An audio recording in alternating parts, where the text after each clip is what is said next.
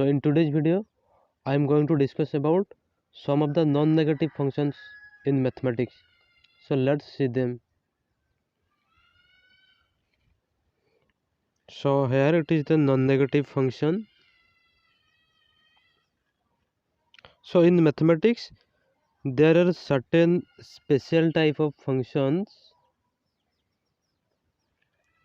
whose value can never be a negative quantity. So in mathematics there are certain special type of functions whose value can never be negative, right? So these kind of functions are known as non-negative functions.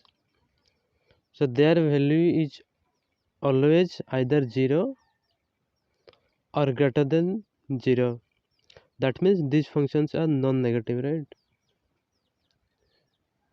So this type of functions are very special kind of functions. Their value is always either 0 or greater than 0, right? So their value can never be negative quantity.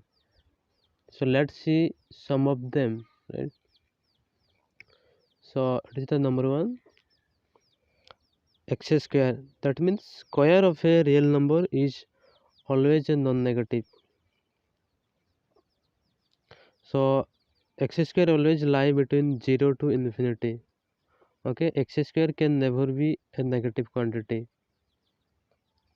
So square of any real number is always a non-negative quantity, right? Similarly, modulus of x, it is a very interesting function and its value is also always lie between 0 to infinity. Modulus of x can never be a negative quantity. Similarly, square root of x, square root of any number is also a non-negative quantity. Its value always lie between 0 to infinity. Square root can never be a negative quantity. Similarly, for fractional part of x, it is also a non-negative function. That means its value can never be a negative quantity. Its value always lie between 0 to 1. Similarly, cos inverse x and cot inverse x are also two non-negative functions whose value can never be a negative quantity. They are always either 0 or greater than or equal to 0. So these are very special type of functions. Their value is always greater than or equal to 0 to infinity. Their value can never be negative, right? So these are x square, that means the square of a real number, or modulus of x. So modulus of anything, that is a non-negative quantity. Similarly, square root of x, fractional part of x, cos inverse x and cot inverse x. These are some of the non-negative functions. That means their value is either 0 or greater than 0. It can never be a negative quantity, right?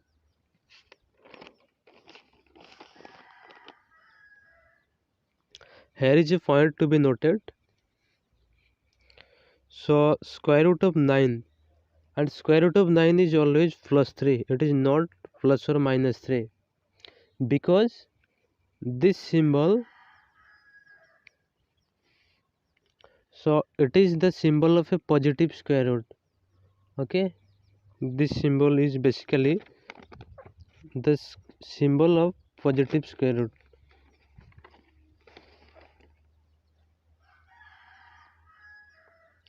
That means square root of 9, it means that positive square root of 9, which is plus 3 but not the minus 3.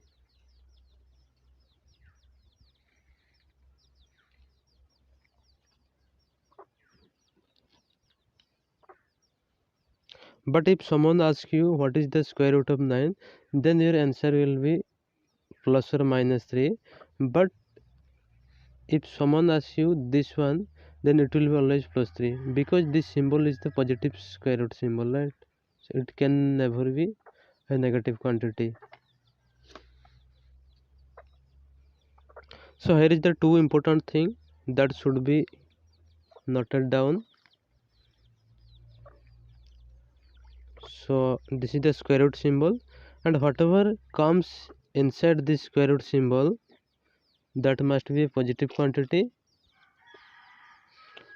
and whatever comes out from a square root symbol, that should be also a positive quantity. These are two very important things that you should keep in your mind. That means whatever comes inside a square root symbol, that should be always a positive quantity, and whatever comes out from a square root symbol, that also always be positive quantity.